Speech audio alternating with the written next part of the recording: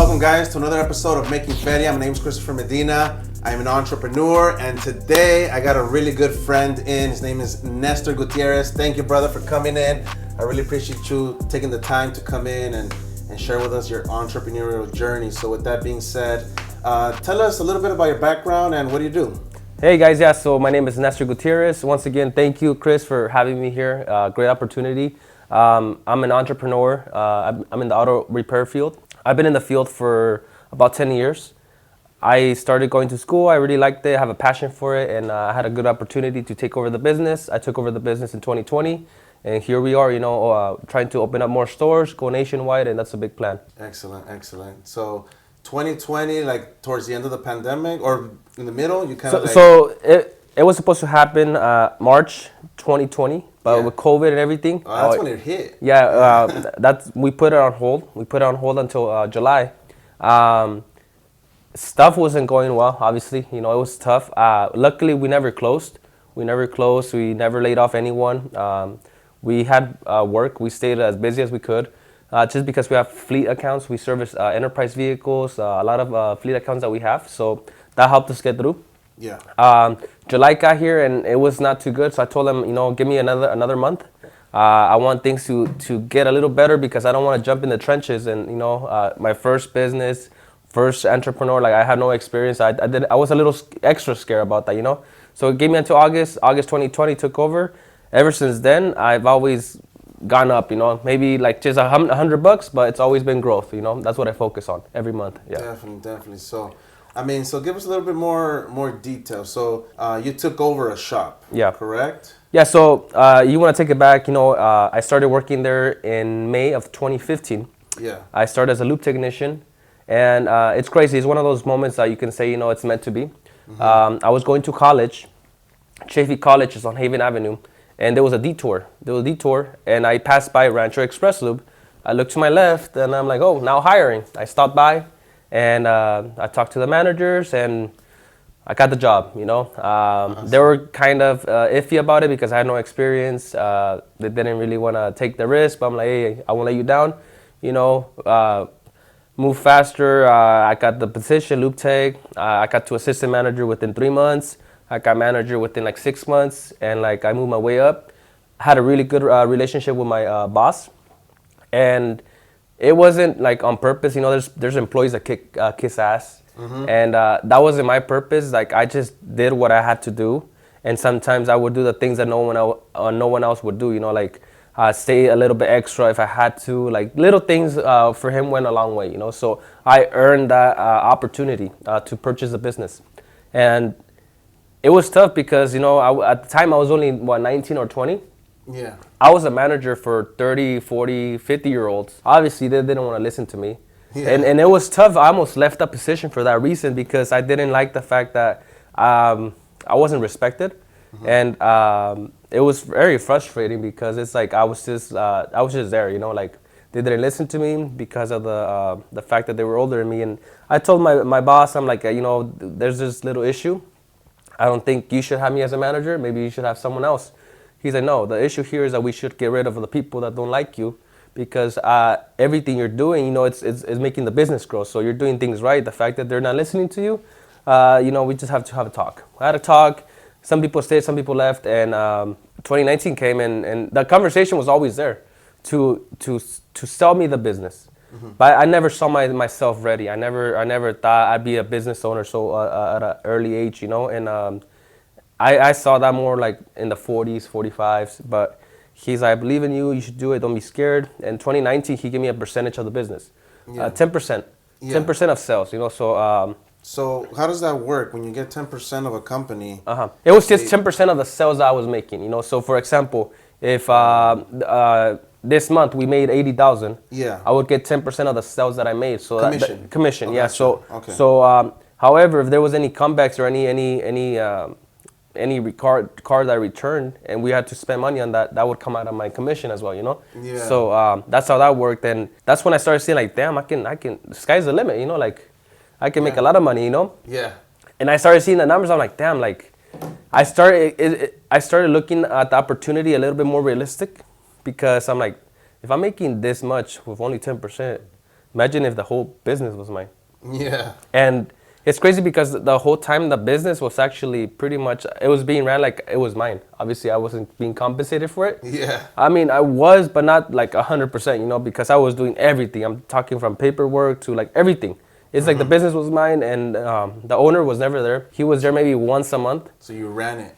It was literally, like I said, everything was mine. And I mean, no disrespect to him. It's just like he had, 6 locations of window tinting, and that was his passion. The auto repair shop, he got it just because it was an opportunity. It was right next to his tint shop, and that's why he got it. But it was never really like his passion. He didn't really enjoy it. And he would always tell me, that like, you enjoy it, I don't, and it's like I think it's good. And it came to the moment right before COVID. He's like, if you don't take it, I have a buyer, and I'll give you 20% of whatever I sell it for. I'm like, damn, hopefully he sells it, Yeah. I'm like, how much? And he tells me the numbers. I'm like, oh, damn, yeah. I'm like, hopefully you sell it, Yeah. I told my dad, and my dad's like, oh, well, that's good, And I'm like, I'm a dumbass for thinking like this, I'm thinking too small. Yeah. I'm thinking on the little portion that I'm gonna get. But what happens when the new owner comes in? He wants new staff. I lose my job. I have to start over again. I have to start proving myself to someone else. It's like walking backwards, So I told him, I'm like, you know what? Give me a couple months. Maybe I can move forward with the opportunity. And that's when he gave me until July. He gave me until July, and it was very scary, man. I lost a lot of weight.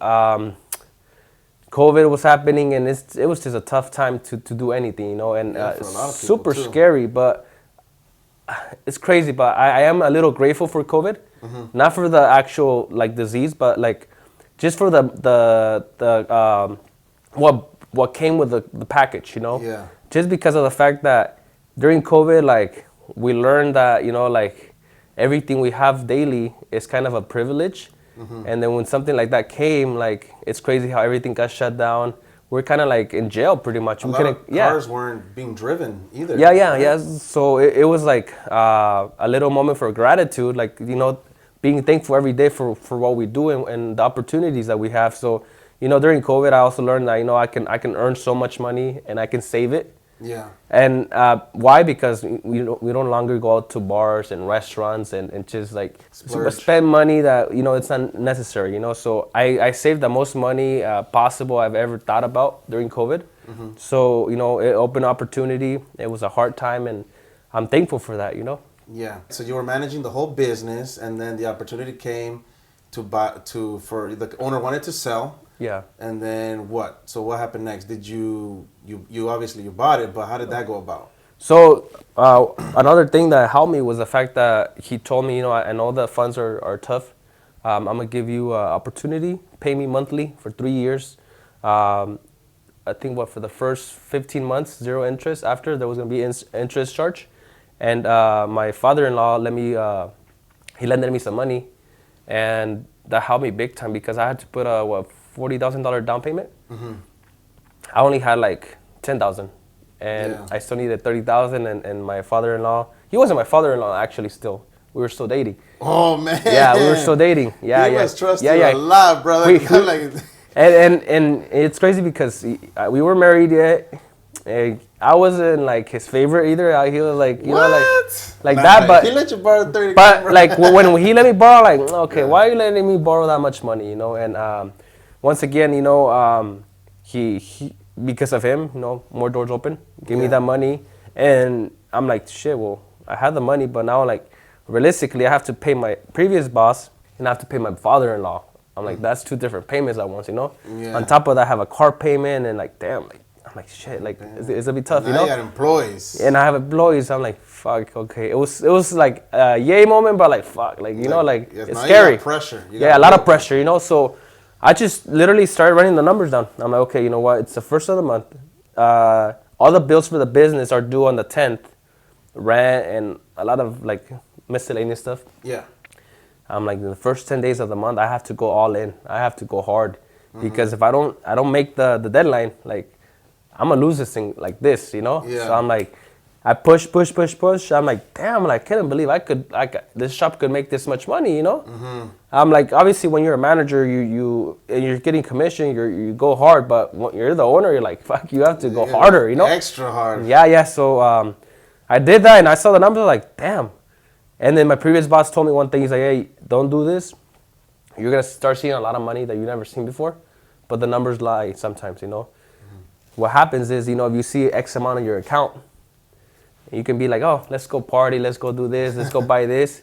But then you forget about the bills that are due. Mm-hmm. You know, you're gonna have a hard time. You're not gonna make it. You know, so be careful. Don't let the numbers fool you. You know, because money can be there, but you know, at the end of the day, if you're not prepared, you have bills coming up that you're not gonna make ends meet. You know, so that still rings in my ear. Mm-hmm. Just the fact, like, you know, sometimes like I look at the accounts, like, okay, let's be realistic. Like, how much is actually in there, you know, not the number may look pretty, but like after everything, how much is really there, you know? So when I went into the opportunity, I didn't know anything about business.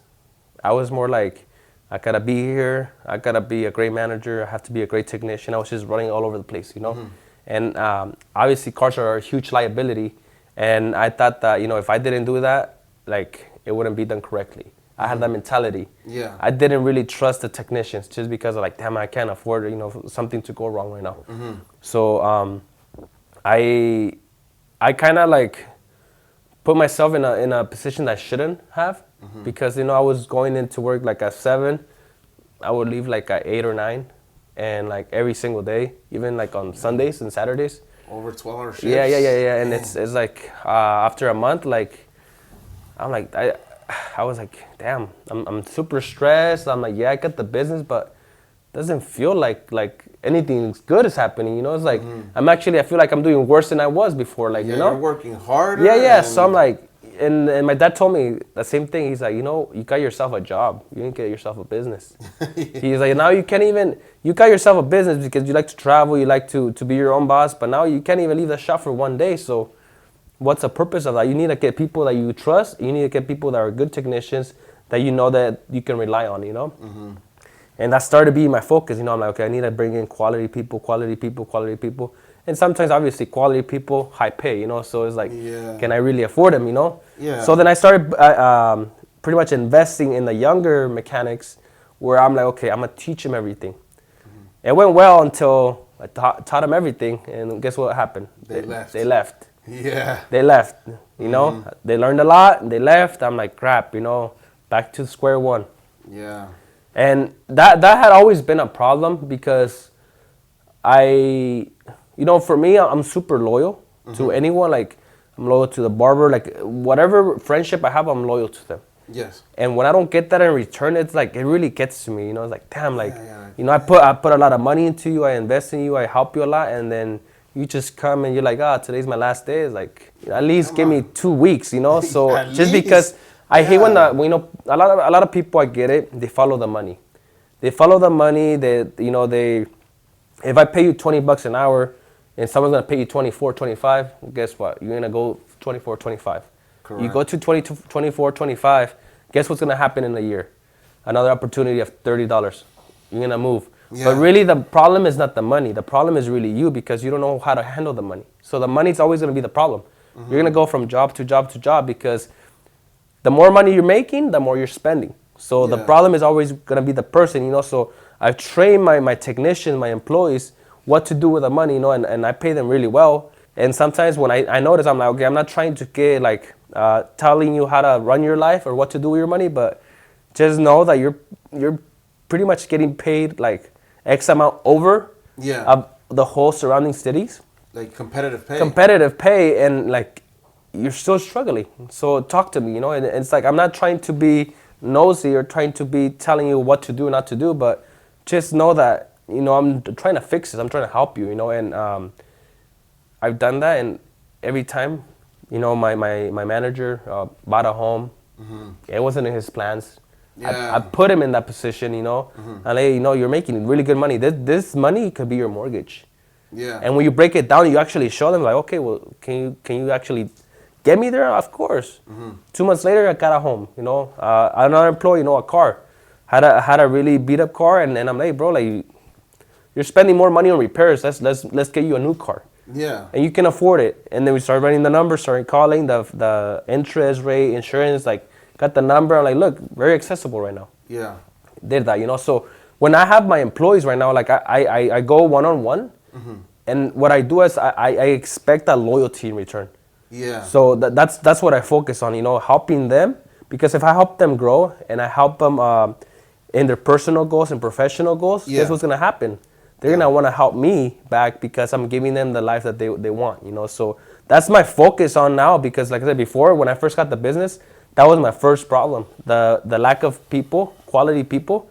I would get them and then I would lose them, just because they would always go after the money. Yeah. But it wouldn't make sense to give them a higher pay rate? Why give them a high pay rate when at the end of the day, money is a problem. But if I give them $30 and another person that come give them 35, they're still gonna leave. Yeah. So you gotta do things that no one else is doing for them, Like the little what works best is when I do one-on-ones and I'm like, okay, what are you after this year? Oh, I'm after this. Okay, I write it down. Okay. If I can help, I'm gonna take some notes. Yeah. The way I tell them is like, okay, if, for example, let's do a quick example. You come up to me. You're like, hey, Nestor, this year I want to go to Cancun for 3 days. I want to go with my wife. We just got married, and we wanna do the vacation in September. Okay, Chris. Well, tell you what. If I give you that vacation, everything paid, 3 days paid, hotel, everything on me, would you be invested in helping me achieve my goals? What's Chris gonna say? Yeah, of course. So now it's like a deal, We put it on the table, and you know what you're gonna get. But now what I'm gonna tell you, okay, Chris, you're gonna get that. You got my word contract right here, signed. This is what I need from you. Boom, boom, boom, boom, boom, boom. A month later, hey, Chris, what's going on, brother? Like the numbers are really off. Yeah. Oh, I'm having a hard time. A lot of things happening. Okay, are you forgetting of your trip with your wife to Cancun? Everything paid, everything on me, flights and everything. Like, are you forgetting about that? Sometimes they do, and sometimes they don't. They're like, oh no, it's like it says a lot of things coming up. I'm like, hey, everyone has problems. Everyone's always gonna have problems, but you can't forget what you're really after. So you hold them accountable when you do things like that. Yeah. Because if I just tell you, hey, Chris, I'm gonna give you more money, bro. I'm making you worse because we're overseeing the problem. The problem here is not the money.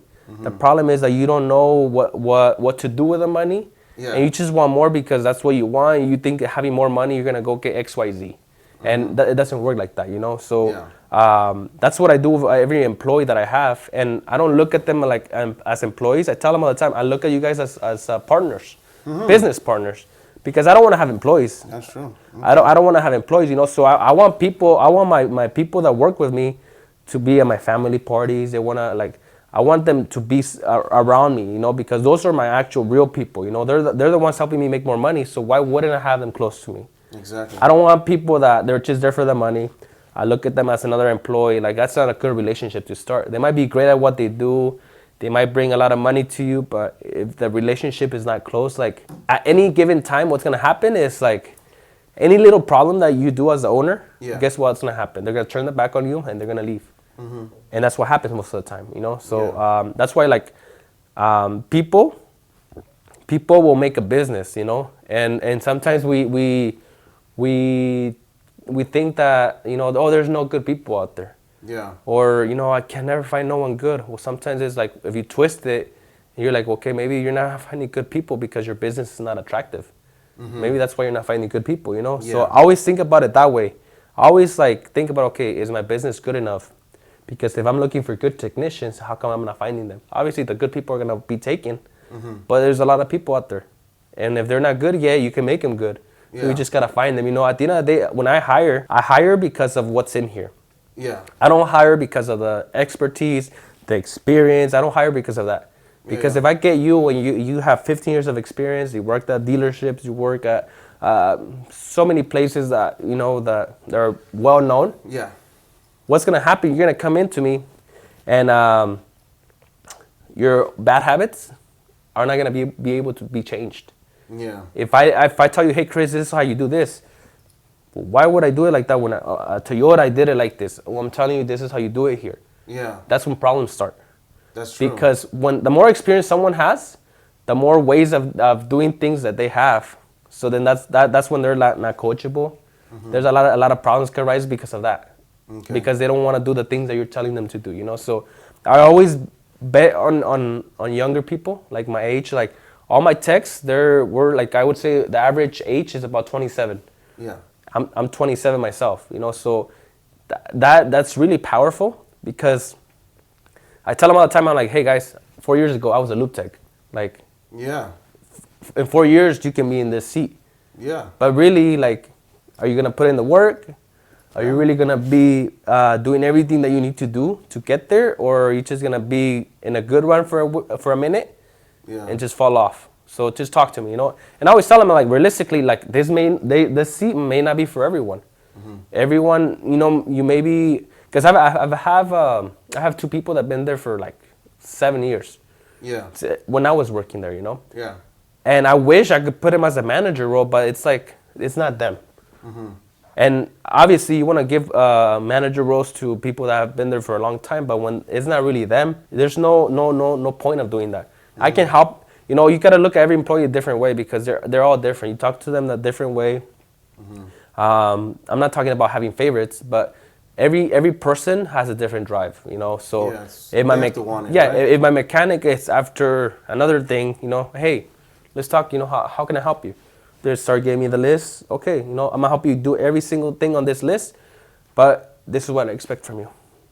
Sure. I expect X, Y, Z, because if I'm giving you more money, and I tell you these are the requirements, you're not gonna do them.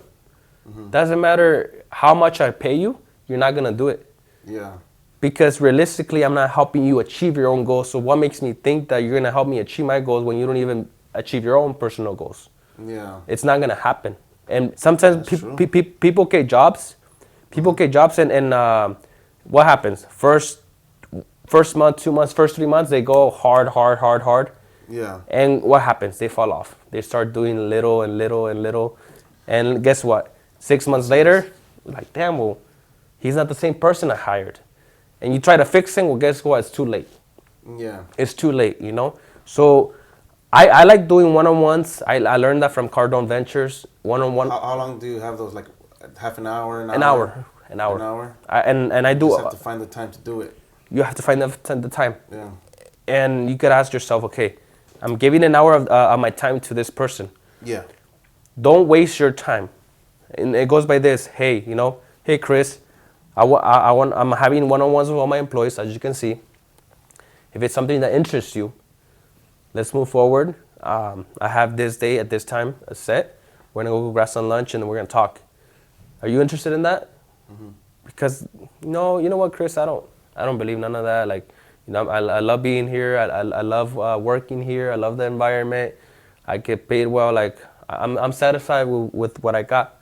I respect that. You know. So then I got another Chris over here, just waiting for the one-on-one, just because they know what they did last time we talked. So I'm like pushing them. Yeah. They're looking forward to. They wake up and they want to go to work because they saw the results, you know. So they want more, you know. So obviously, like I said, everyone gonna have different drives, and I always give that opportunity to everyone because I don't want to be sitting there, hey Chris, telling you a bunch of things, you're not paying attention, we're not connected, and it doesn't mean like to fire that person because he told you he loves being there, he's loyal.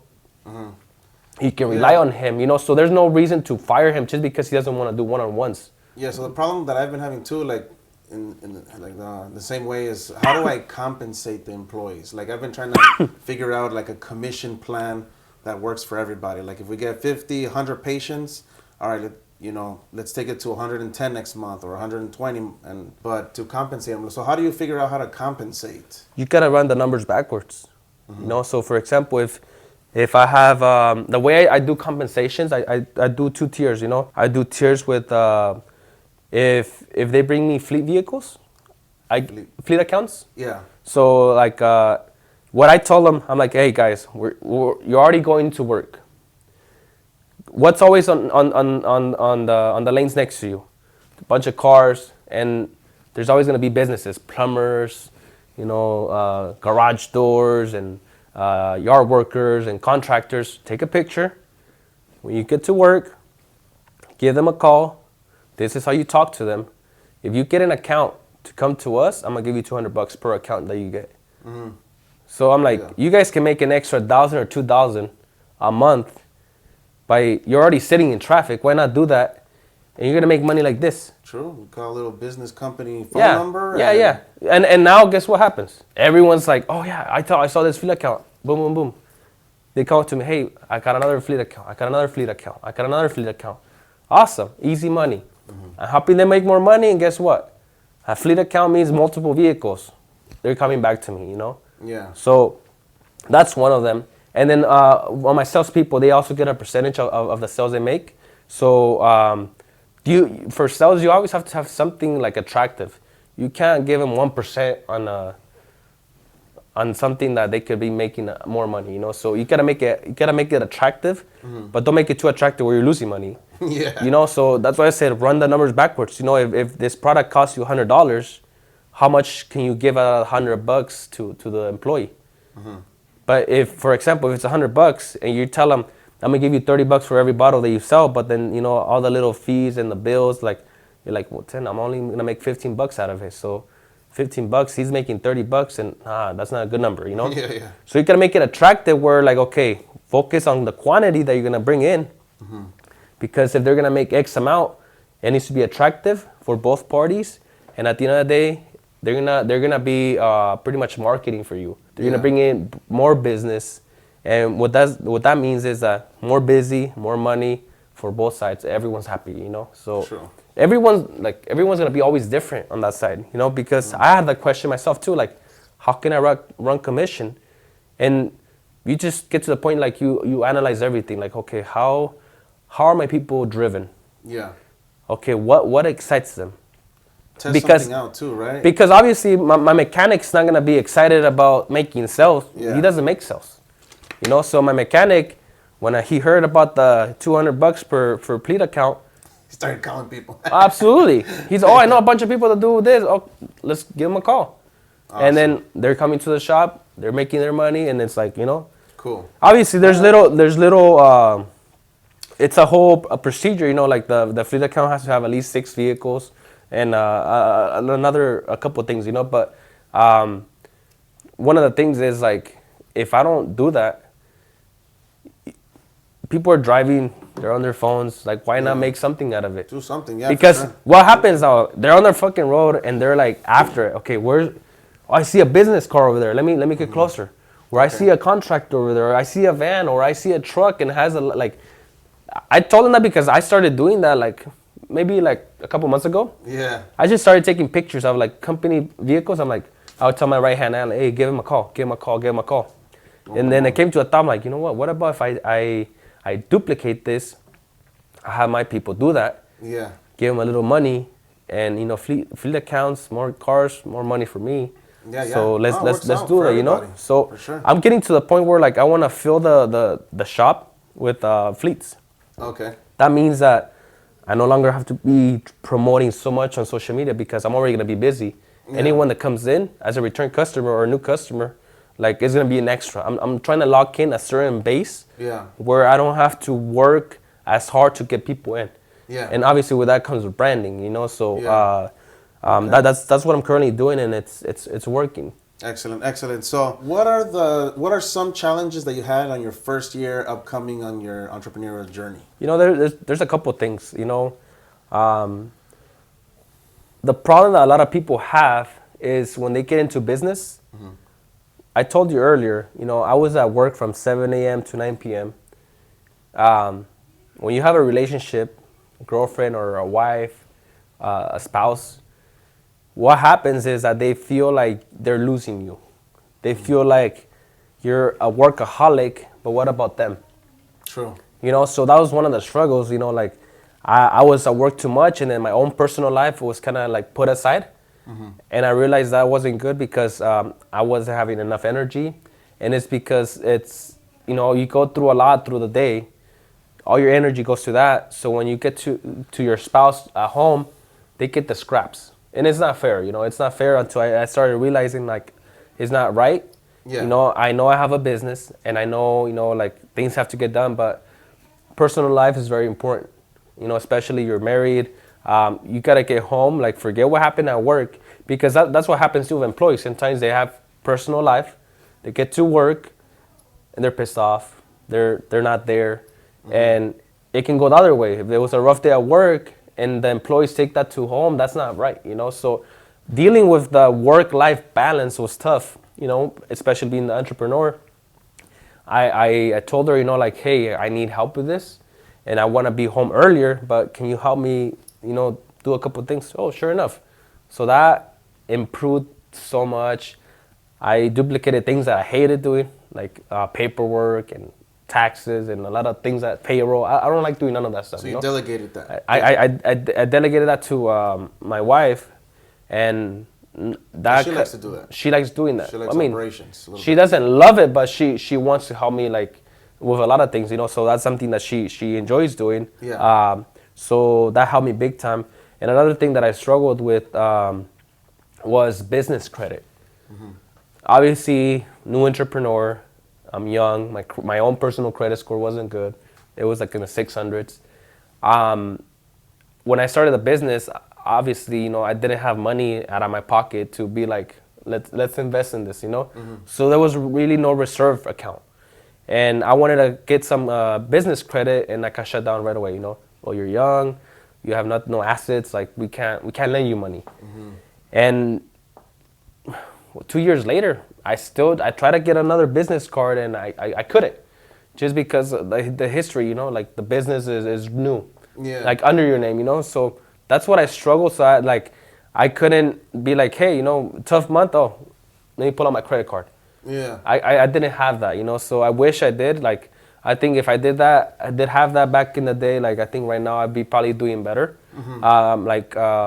More money in the reserves and using other people's money to grow, So, I mean, everything happens for a reason. But of course, you already knew how to generate money. You just needed financial help. I know. Sometimes I wish I wish I had $50,000 to invest in equipment. Yeah. But I didn't, So I had to make whatever I had in equipment to get the job done. But I knew that, there's an equipment that we can cut 20 or 30 minutes in time. But I don't have the money to be like, Yeah. So it's important to obviously know how to make the money and have the skills before you even try to get a loan. Because, I do mention a lot to people that, even if you get a loan, if you don't know how to make money with no money, then you're just not going to make money at all. Yeah. But in your case, you already knew how to generate. You just needed that extra push. Yep. Okay. And another thing that kind of like, it hurt me. I started the business once again. I didn't have no knowledge in business. I started the business as a sole proprietorship, and a couple months later, I had a conversation with my previous boss, and I'm like, hey, I started the business as a sole proprietorship, but like I'm paying way too many taxes, Yeah. He's like, okay, let's do a corporation, and I talked to a CPA, and it's like, I hate doing like paperwork things. Yeah. As I said that, and opening up a Corp C, once again, is like I had to like pretty much start all over again. That was like what I started in August. I opened up a Corp like 7 months later. So I had to call every account to close them out. I had to open up a new bank account because I haven't. It's like pretty much a whole new business, Yeah. So that backed me up even more because like. It's like, okay, now I have to cancel this parts store. I have to make a new account, new credit application, and like the whole progress, like it made me lose about 2 or 3 weeks, just because so many things were happening, and it's like it was really stressful. I wish I would have known from the beginning. Start with a corporation or LLC. So looking back, you would have consulted with a lawyer about entities. Yeah, absolutely. Definitely. Instead of just going for it, So that's obviously something I learned. Open another business, I wouldn't do that again. So that's the good thing about that. And I think that's pretty much on the ugly sides that I've had, the challenges. Other than that, I mean, I love learning. I love challenges because it makes me better. Yeah. But one thing also I didn't before, I didn't really know how to react to problems. Yeah. I was really hot, like, problem would arise. I'm like, damn, like, what the hell, I'll be pissed off. And then, like, I would get so involved in the problem versus the solution. So now when I get a problem, you become more mature, Obviously, like I said, problems are always going to be there. They're always going to happen, but Always. it's just really how you react to them, So now when I get a problem, obviously, I'm not going to be, hooray, Yeah, I'm going to be like, damn, okay, but I dissect it, okay, this is what happened. Why did it happen? And then I'm like, okay, it happened because I did this or I did that, or we skipped this step in the maintenance. Like, okay, I have a meeting with my employees. Hey guys, this is a silly mistake. It shouldn't happen. On my board, I draw it out. Look, this is what happened from point A to point Z. This is a problem right here. This is what we skipped, and let's not do that again. So it's a learning experience for everyone. And then I do that for the business and my personal. When it's in the personal, I do it myself. I write it on paper, and I'm like, damn, this is what I screwed up. Yeah. So that's how I do it, and obviously, like, it takes a lot of courage sometimes because the ego can kick in. You can always be like, oh no, like I'm always right. I know I did everything that was in my hands, but it's always bullshit. We can always do more. Yeah. We can always do more, and the fact that people get so close-minded on little things like can in the future can give you even more problems. Just because what happens sometimes, like, we could have personal problems and business problems. If we say, like, I'm just gonna put it away after vacation, or I'll get back to it next week. Yeah, no. The problem is only gonna be a snowball effect. It's gonna get bigger and bigger and bigger and bigger. Correct. No matter how ugly it is, you gotta handle that. Handle and it right away. And that's something that I learned because if I look back at problems I kind of ignored, I'm like, damn, if I only would have just took action right away, it would have been a different consequence. Wouldn't have escalated as much. Yeah. So Gotcha. just dealing, like, I always, like I said, I like criticizing my own self. I like having a track record. I try to see, like, okay, where could have I done better? Where am I doing really good? Like the strengths and weaknesses, and it helps me with future problems. Definitely. Yeah. Oh, I agree, man. Yeah. Got to take care of the issue right away, and then as you endure more problems, then you get to you'll find a way to execute them better. So Nestor, so what would you say are some keys to your overall success? If you follow me, I always preach it. Yeah. Mentorships. It's like my number one thing. And that's the main thing. But also being alert on what's in your surroundings. Yeah. For example, the competition. So knowing how to study the competition has really made my business grow even more. And I say this because I'll share this with you. I normally don't, but what I do almost every 2 weeks for about 30 to 40 minutes with my sales team, we'll start calling a bunch of shops around the area. Yeah. Just pretty much studying them. How do they answer the phone? Are they good? Are they bad? If they're good, I'm like, okay, let's learn from that person. And sometimes we'll even go to the location to see how are they doing things.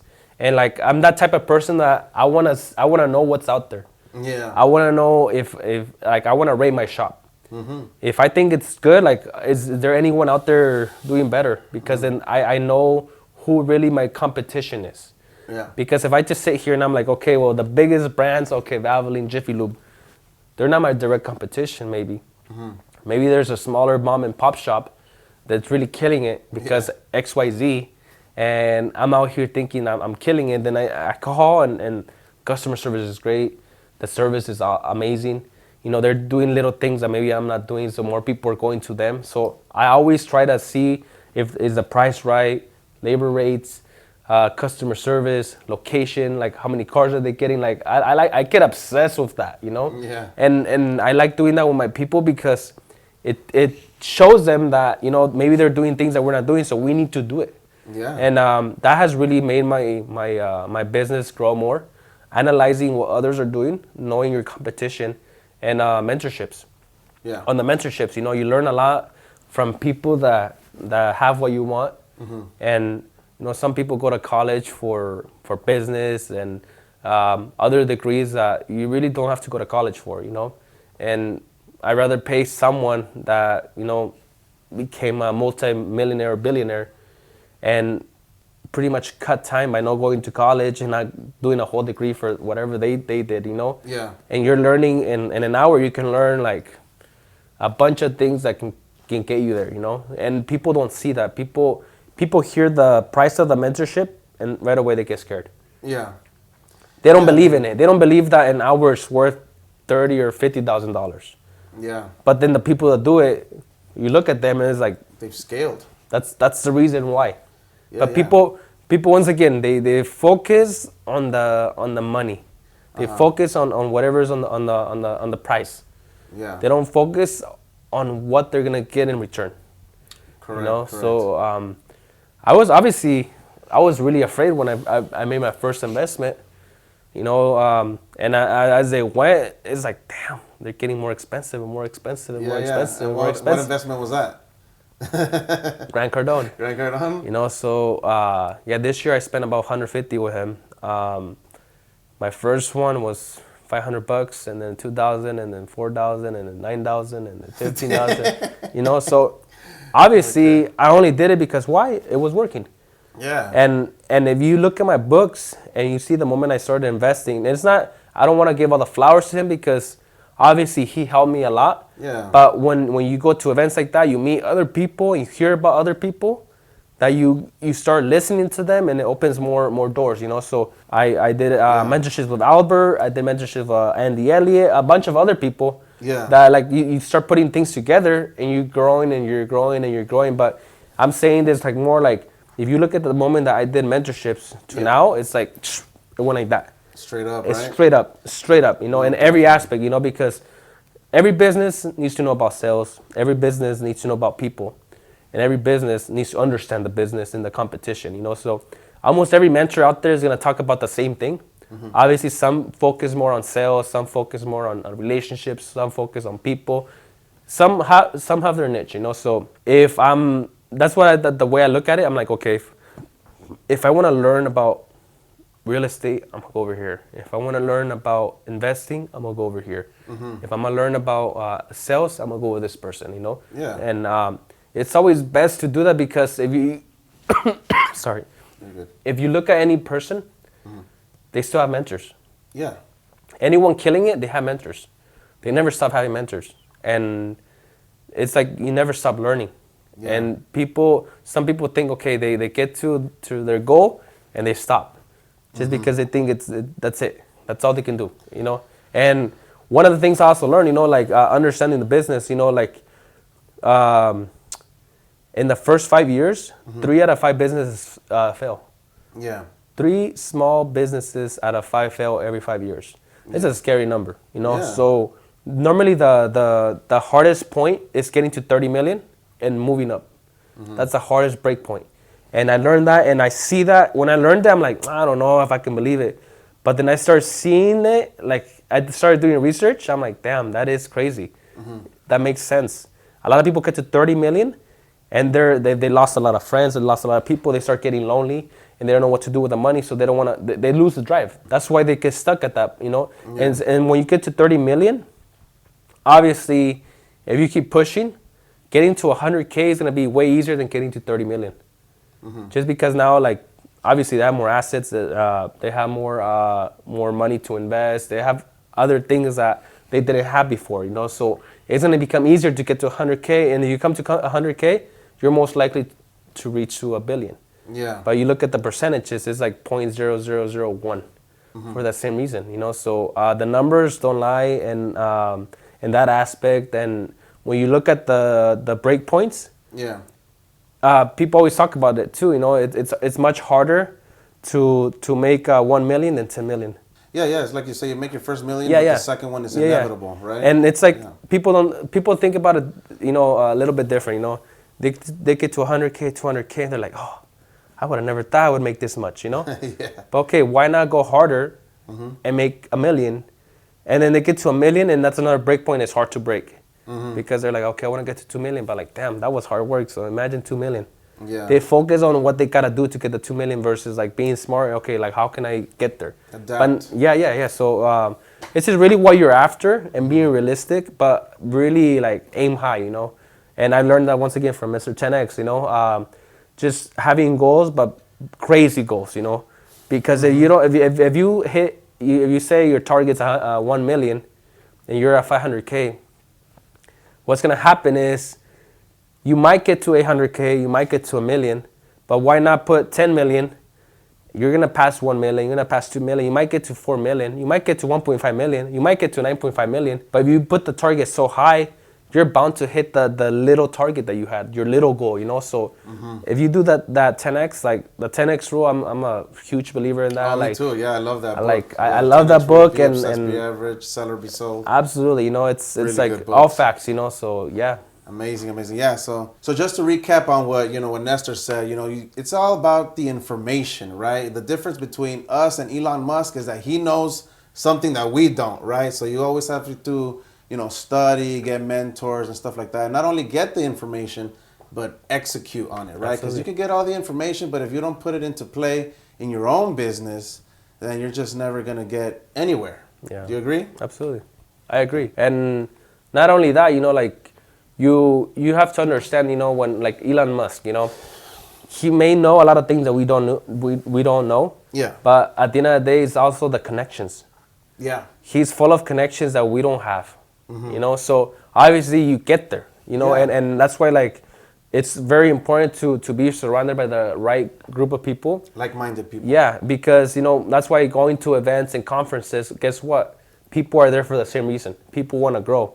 Those are the people you want to have in your circle, Obviously, some may be more advanced than others, and you just want to be always networking and meeting new people, because next thing you know, someone close to Elon Musk can be close to that person that you just met. Yeah. And you may not, you would have never thought, because maybe the appearance didn't look right, Yeah. And honestly, people do that. People always judge by appearance, and it's not right, because it's always going to be the person that you least expect it, that has a lot of money, that has a lot of connections, that has so many things that you can be having, but you look at them, you're like, no, I'm not interested in him. But you can't be doing that, you can't be judging people like that. You gotta be open-minded, and if you have a business, you always have to be, Bradley talks about all the time, the more hands you shake, the more money you make. Yeah. Because it doesn't matter how good you're at something, it's really who knows about your business. You gotta be putting the word out and making sure that people know you and what you do. Agreed, definitely. What's the craziest thing you've done in business? I mean, you've gone over, the finances and employees and all these risks you have to take, but what do you think is the biggest or the craziest thing you've done in business? The craziest thing is putting all the money in the line to get a mentorship. On the mentorship part, right? Yeah, okay. yeah. On a mentorship that cost me $100K. Yeah. I put a lot of money on the line, and it was super, super risky. I mean, super, super risky. Like I put like all my money into that.